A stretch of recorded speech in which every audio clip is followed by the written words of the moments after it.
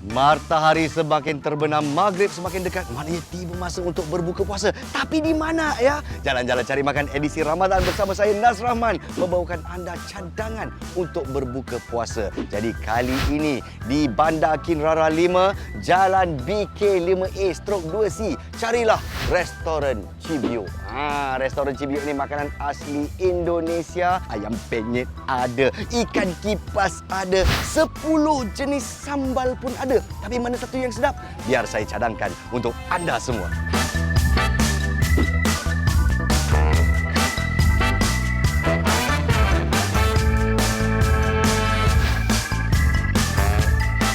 Kalau kat bawah orang tengah bersesak-sesak nak berbuka puasa, kat atas ni macam santai-santai kita duduk atas tangga Betul. Kita bersama dengan Encik Mizi kita. Yang itu big boss. Jadi apa yang biasa lo kat sini? Apa yang mesti makan? Nasi liwet komplit ayam kampung bakar. Nasi liwet ni dia macam butter rice lah, tapi dia berempah. Dia kita nak bagi dia bau tu naik sikit, kita guna daun salam. So dia agak special kat situ. Kalau ala kad tu apa yang sedap? Talapia goreng kipas tu lah. Oh, yang dia masak berkepak. Yes, yang berkepak tu. Dia kipas tu sebab kita dah potong bagi dia slice macam tu, jadi dia akan buka macam tu kan. Lepas tu lagi satu yang mesti tak boleh nak elakkan, kena cuba udang petai belada tu. Cibiuk ni best sebab senang budak-budak nak duduk kan. Saya suka orang yang santai, tempat yang santai, dan tengok menu dia memang best. Sebab saya minat makanan Indonesia ni. Jadi kat sini memang pilihan dia lah. Saya selalu datang sini sebab ni salah satu makanan favourite saya lah. Makanan sedap, servis pun puas hati, memang terbaik lah.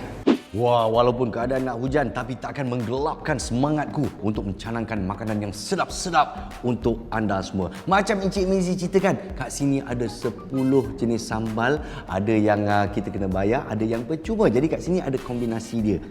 Untuk saya pilih nombor 1 yang tak pedas. Tak pedas ni sambal tomat dia atau sambal terasi dia. Ada sambal kicap kat sini. Yang ini panggil sambal laksana. Yang ini istimewa sikit. Kalau nak pedas dia boleh tambah cili sikit untuk kita. Sambal hijau ada, dan di sini sambal tempe lah.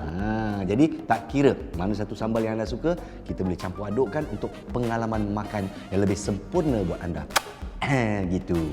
Jadi kita mulakan dengan set ayam bakar nasi liwetnya. Nak tahu apa nasi liwet? Ini dia nasi liwet. Jadi dia bungkuskan dengan daun pisang, dan ada satu bau di sini, dia letakkan daun salam ni. Ada bau daun salam ni, jadi lebih wangi begitu. Dan pengalaman makannya dengan sambal laksana ni, dia datang dengan sambal laksana ni. Nampak biji-biji dia. Kita tengok pun pedasnya, tapi sedapnya. Dan satu lagi yang istimewa tentang nasi liwet ni, dia datanglah biasa dengan tempe, dengan tahu dia. Jadi selalunya saya suka pecahkan tahu ni, kita campurkan dengan sambal ni. Bila kita pecahkan dia, lepas tu kita makan dengan nasi dia. Nikmat. Tapi yang paling sedap kat sini, saya mesti tunjuk dan saya mesti war-warkan. Ni dia. Ayam bakar dia ni istimewa. Dia goreng dulu. Jadi kalau kita bakar taklah merah-merah kat dalam. Lepas tu dia bakar sampai rangup. Lepas tu nampak yang menitik-nitik ni. Sos yang menitik-nitik ni. Ini dia bumbu kicap dia yang menjadikan dia sungguh lazat, tak tipu. Saya terfikir masa saya makan pun terliur sekali lagi. Astaghfirullahalazim. Saya war-warkan untuk anda semua. Mesti cuba set ayam bakar nasi liwet ni di Cibiuk.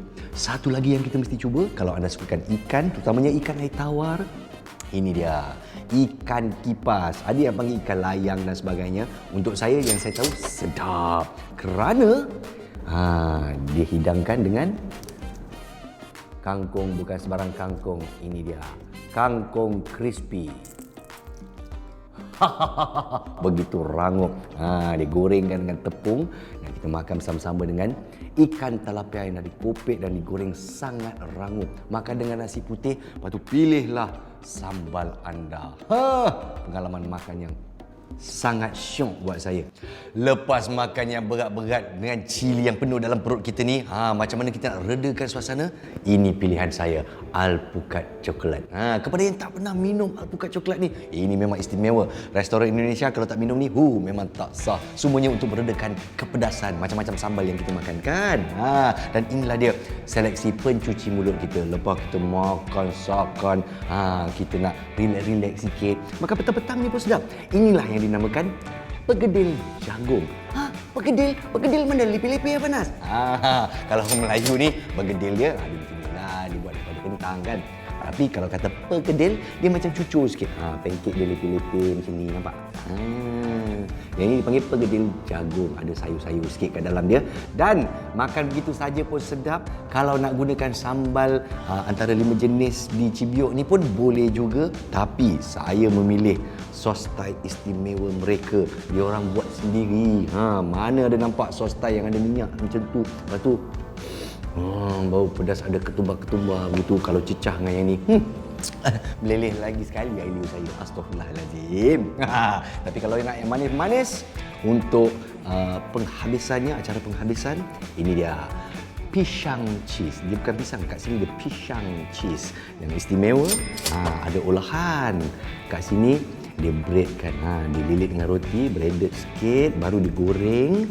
Lepas tu bukan saja ada coklat, tapi dia ada sos strawberry juga. Jadi dua gabungan rasa manis di dalam mulut anda. Dan sekali lagi kita habiskan dengan alpukat coklat. Nampak sangat kan, saya terlalu cenderung kepada alpukat. Tapi kalau korang belum rasa, inilah masanya untuk berbuka puasa di Cibiuk, Bandar Ken Rara 5. Tapi saya kena akui, seleksi pencuci mulut saya ni, kandungan gula yang ni, kandungan gula di sini pun, Jadi macam mana kita nak kawal paras gula dalam badan kita?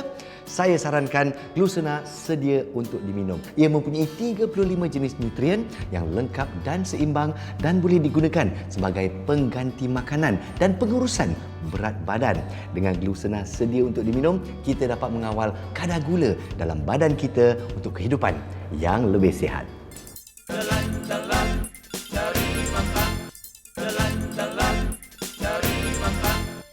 Baiklah para penonton, kita menyajikan pelbagai makanan di sini dan pastinya ada yang takkan habis dan kita akan simpan untuk sahur dan sebagainya. Tapi persoalan yang berlega di fikiran kita, apakah amalan sunnah yang sesuai waktu berbuka dan juga waktu bersahur? Kita bersama dengan Ustaz Azam Al-Kankari yang bersama kita di atas talian. Ustaz, dah dengar soalan saya Ustaz?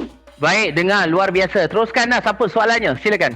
Apakah amalan sunnah yang harus kita lakukan sewaktu berbuka dan bersahur? Silakan. Masya Allah, tabarakallah. Alhamdulillah, Allahumma salli ala Muhammad. Terima kasih Nas, para penonton semua. JJCM, moga-moga diberkati Allah sentiasa. Baik, bila mana kita bicara tentang amalan sunnah, maknanya amalan yang disarankan oleh Nabi SAW. Buat dapat pahala, tak buat rugi. Ini yang kita kena tekankan. Jadi apakah antara waktu sahur dan berbuka amalan sunnahnya? Saya nak kongsikan ada MMB, ada 3 tips. MMB, apa dia? Nabi SAW menyatakan dalam satu hadis, Nabi kata, tasahharu fa inna fi sahuri barakah. Apa maknanya tuan-tuan dan puan? Bersahurlah, sesungguhnya dalam sahur itu ada keberkatan. Maknanya kena bangun sahur. Jadi apakah amalan sunnahnya? Ketika bersahur, ketika berbuka. Yang pertama, yang pertama apa dia? Melewatkan sahur dan segerakan kita waktu berbuka. Maknanya sahur itu perlu dilewatkan. Bukan makna tunggu matahari mencarak. Salah. Ustaz, saya lewatkanlah Ustaz sampai matahari terbit. Silap tu. Silap. Silap. Maknanya melewatkan sahur, contoh. Janganlah makan tengah malam. Sahur contoh sebelum subuh pukul 6. Subuh pukul 6. Jadi pukul 5.45, 5.50 kita lewatkan waktu bersahur itu. Itulah yang terbaik dan ada keberkatan. Melewatkan sahur dan segerakan berbuka. Mana waktu berbuka puasa tu azan maghrib terus buka. Ini sebaiknya. Jangan lewat-lewat dan sebagainya. Itu M yang pertama. M yang kedua, makan korma ataupun buah-buahan. Nah, ini yang paling penting. Ustaz, saya tak makan korma lah Ustaz. Rugi lah. Rugi. Sedangkan korma itu banyak keberkatannya. Dalam kurma itu ada kebaikan yang melipat ganda. Malas cerita lebih lah. Tu kena sesi lain lah kan. Kan? Nak cerita apa? Kurma itu ada keberkatan yang kita sunnah Nabi SAW. Makan kurma. Kalau tak makan kurma pun, makanlah buah-buahan. Kerana apa sunnahnya? Makan buah dulu, barulah kita makan makanan yang lain. Itu M yang kedua. B yang terakhir apa dia? Ini yang paling penting. Banyakkan berdoa. Bila mana waktu sahur, waktu berbuka, Nabi kata adalah waktu yang paling mustajab doa. Nak minta apa-apa, nak mohon apa-apa, mohonlah waktu bersahur ataupun waktu berbuka puasa. Kerana apa? Kerana itulah waktu paling mustajab doa. Banyakkan berdoa. Moga-moga Allah berkati sahur kita, Allah berkati buka kita, dan inilah antara amalan sunnah berbuka dan juga bersahur. Apa dia? MMB. Melewatkan sahur dan segera berbuka, makan kurma atau buah-buahan, dan juga yang ketiga, banyakkan berdoa. Moga-moga manfaat. Kembali kepada Nas. Alhamdulillah, terima kasih sekali lagi kepada Ustaz Azam kita. Kita jumpa minggu depan ya Ustaz. InsyaAllah. Jumpa lagi. Alhamdulillah. Baiklah, itulah dia amalan yang harus dilakukan, sunnah ya, untuk berbuka dan bersahur. InsyaAllah kita sama-sama cakna dan kita sama-sama praktikkan dalam kehidupan kita. Ramadan Al-Mubarak. Selamat kembali ke Jalan-Jalan Cari Makan edisi Ramadan. Kali ini Nas Rahman berada di Seksyen 16 Shah Alam. Kat ujung sana, stesen KTM komuter Padang Jawa. Siapa yang biasa dengan kawasan ni? Apa yang sedap kat sini? Selamat datang ke Restoran Dapur Abel. Restoran Dapur Abel ni ada makanan Kelantan. Tapi apa yang viral adalah masak asam pedas gearbox. Orang Kelantan masak asam gearbox. Oh, sedap ataupun tidak? Jom kita tinjau. Anda cadang, kita canang. Let's go!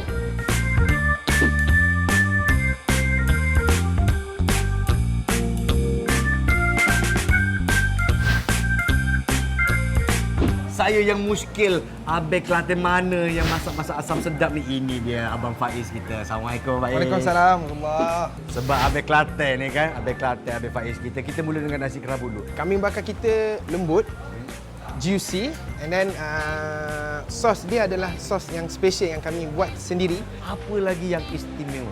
Asam pedas gearbox. Tak pernah orang buat. Kebanyakannya buatnya sup gearbox.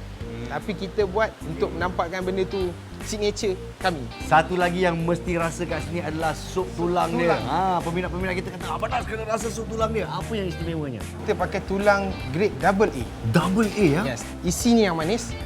Isi ni yang banyak pada tulang, bukan tulang yang kosong.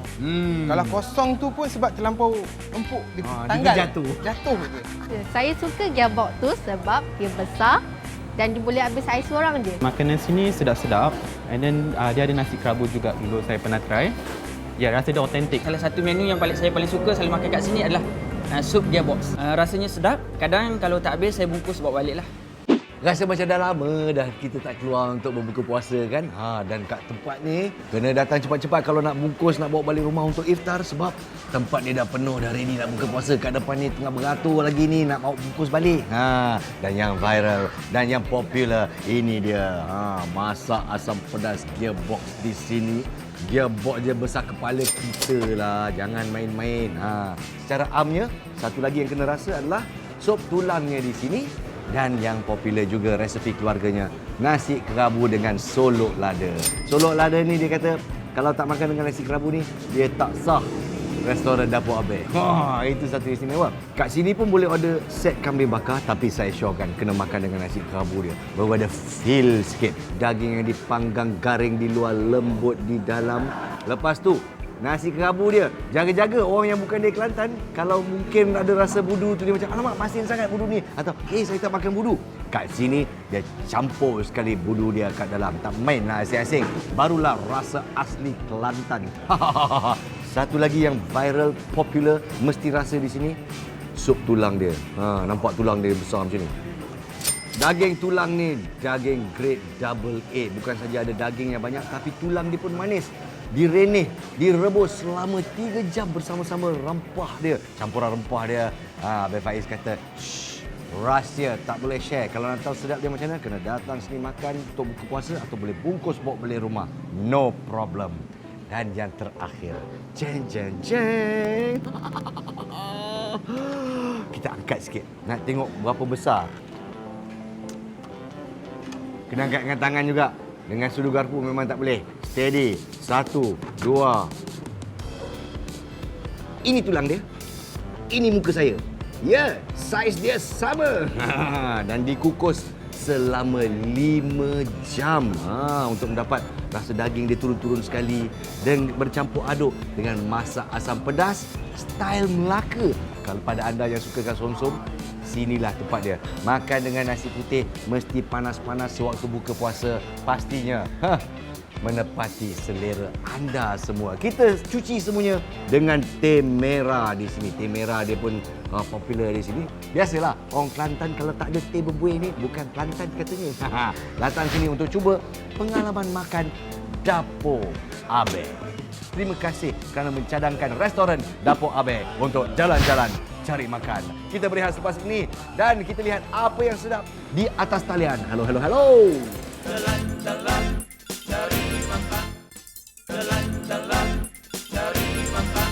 Selamat kembali. Inilah dia jalan-jalan cari makan bersama saya Nas Rahman, dan di bulan puasa ini seperti biasa kita memberikan anda cadangan di mana, macam mana, apa yang kita nak berbuka puasa. Jadi kat sini kita buka puasa ikut sunnah Nabi, sesuatu yang manis-manis. Dan di sini kita tawarkan kuih talam Melayu yang boleh order atas talian dan dihantar ke rumah anda, dan kita nak paparkan atau war-warakan Royal Talam. Sebut pun ada gaya masalah gitu. Talam gitu. Kuih talam sebenarnya, tapi presentasinya begitu menarik ya. Dan ada slogan kat sini, we produce quality, you feel happy. Dan insya-Allah bila order kuih talam kat sini, bila masuk dalam mulut adalah rasa happy di sana. Jadi kat sini dia ada dua pilihan. Kita boleh order satu kotak macam ni, ada 4 pieces, ataupun kita boleh order satu kotak macam ni. Puas hati. Kalau keluarga anda besar atau anda ingin bawa ke Moreh dan sebagainya, memang sesuai, memang berbaloi kalau kita beli satu kotak sekaligus. Dan macam-macam jenis kat ada. Kat sini ada 16 jenis yang kita nak paparkan kepada anda. Tapi kalau nak sebut satu persatu, jenuh juga. Jadi saya berikan anda 5 favourite saya. Yang favourite lah. Pertama, lapis rose menjadi kegemaran saya. Aduh, dari kecil kita suka. Aduh. Apa lagi yang saya suka kat sini? Seri muka. Seri muka ni memang jadi favourite lah. Seri muka pandan lah. Dan kalau kita nak tahu beza dia dengan talam nyonya, sebab seri muka pandan hijau kat atas, putih kat bawah, pulut dia kat bawah. Talam nyonya dia terbalik. Putih kat atas, hijau kat bawah. Antara kegemaran saya. Kolej kacang. Kolej kacang ni kalau dibuat dengan lembutnya, alamak, manis dia. Memang just nice lah, tak terlalu manis. Itu yang saya suka sebenarnya. Dan siapa yang tak suka durian? Kat sini ada 2 jenis talam durian. Talam durian yang biasa ataupun dia ada talam suji durian. Dia ada rasa suji di sana, lemak-lemak di sana bercampur dengan durian, menjadi kegemaran saya. Pilihan saya yang terakhir adalah talam berlauk. Talam berlauk ni pula untuk saya kalau terlalu masin atau rasa udang kering dia saja macam tak best juga. Dia kena ada manis-manis dia sikit. Kat sini ini dia talam berlauk yang menepati cita rasa saya. Anda pula bagaimana? Anda dah cuba, anda cadangkan kepada kita. Kita pun cuba, kita suka dan kita canangkan buat anda semua peminat makan satu Melaya. Lepas kita berbuka puasa dengan sesuatu yang manis, kadang-kadang kita nak buka puasa dengan sesuatu yang sempoi je. Tak naklah makan sampai kenyang. Lepas ni nak solat pun susah. Jadi kita cadangkan sesuatu daripada Mel's Kitchen. Masakan macam ala-ala homemade begitulah. Dia ada 2 seleksi yang sangat-sangat popular. Pertama, bihun sup dia. Kat sini. Dan yang seronoknya, tengok daging kukus dia. Betul-betul dia tak kedekut dengan daging kukus dia, dan lembut selembut-lembutnya. Seronok lah makan bihun sup macam ni kan. Satu lagi yang saya seronok dan saya nak kongsi dengan anda semua, kalaulah rasa tiba-tiba nak rasa makan ketupat palas dengan rendang lah. Kat sini rendang dia. Ulala, memang sedap. Dan ketupat palas dilipat segi 3. Lembut, harum, dan bila kita cecah dengan rendang, makan begitu saja. Alamak, alangkah sedapnya, macam raya dah kembali tapi puasa belum habis. Baiklah, inilah seleksi kita untuk atas talian, dan diharap anda semua puas hati dengan apa yang kita wawarkan untuk anda semuanya. Dikira choices, pilihan untuk anda berbuka puasa. Kepada anda yang di luar kawasan, nak order online pun tak sampai ke rumah anda, jangan khawatir. Harap-harap makanan ini akan menjadi inspirasi untuk anda mencari makan di kawasan sendiri. InsyaAllah. Salam hormat daripada saya. Selamat berbuka puasa dari jalan-jalan cari makan.